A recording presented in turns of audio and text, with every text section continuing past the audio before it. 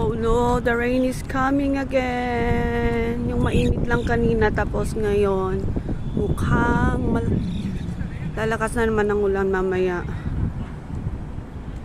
Oh no. Itong weather talaga dito sa Hong Kong napaka so crazy.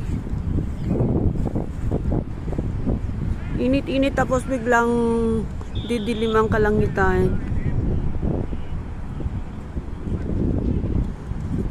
Basang-basa sila ng pawis tapos mamaya mababasa ng ulan. Ay nako, sino hindi makakasakit niyan? May ubo pa naman yung alaga ko. No.